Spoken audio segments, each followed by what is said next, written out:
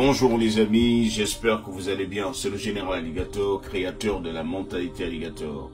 Les amis, dans cette vidéo, nous allons faire le top 5 des États les plus chers en termes de loyer.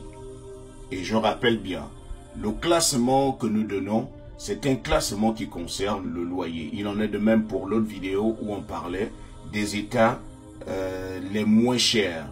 C'est toujours en termes de loyer. Cela n'a rien à voir avec, en général, lorsqu'on vous dit quel est l'état où on peut vivre avec très peu de moyens.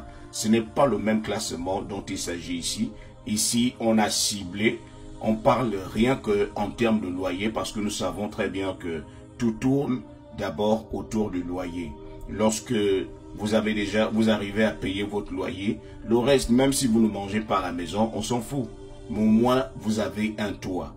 Donc, il y a des gens qui veulent savoir exactement les états où le loyer coûte le plus cher, où le loyer est très très cher.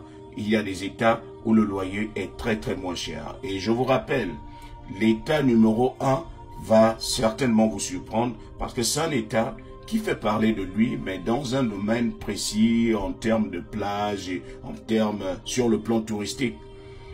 Donc, cela va vous surprendre, surtout en termes de classement.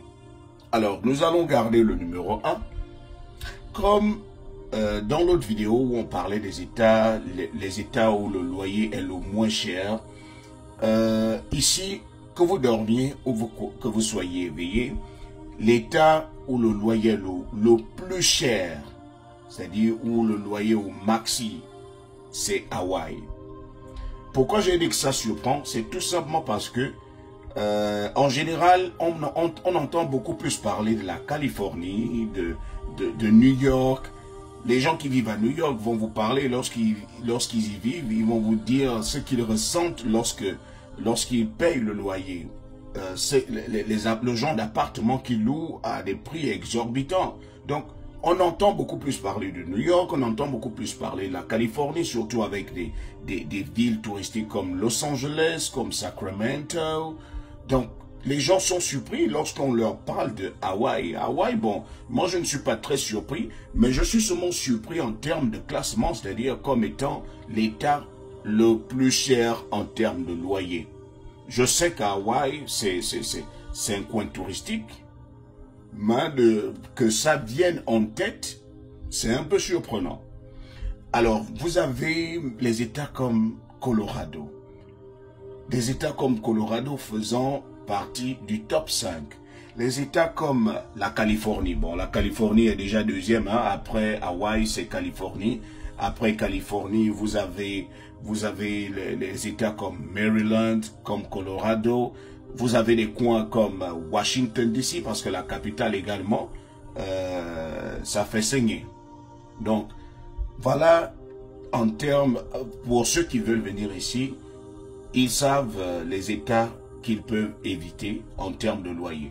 Et je voulais aussi rappeler au passage que le tout n'est pas de chercher forcément un État où tout est moins cher. Parce que lorsque vous cherchez aussi un État où tout est moins cher, c'est que les opportunités seront aussi rares. Parce que lorsque vous êtes celui qui est à New York, paye certes un loyer exorbitant, mais il a la possibilité de facilement trouver du boulot dans un certain, peut-être dans un restaurant ou dans un coin. Et ce boulot peut aussi facilement lui rapporter assez d'argent pour payer son loyer. Est-ce que vous voyez un peu? C'est-à-dire, il faut aussi regarder, comment on appelle ça? Il faut aussi regarder la paye par heure.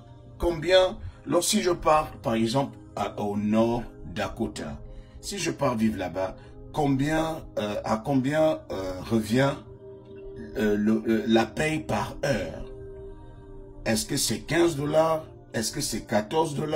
Est-ce que c'est 8 $? Tu dois vérifier tout ça parce que le tout n'est pas d'aller travailler quelque part, mais de savoir ce que tu pourras percevoir. Si ce que tu pourras percevoir pourra te permettre de payer ton loyer et d'avoir un peu de cash en reste.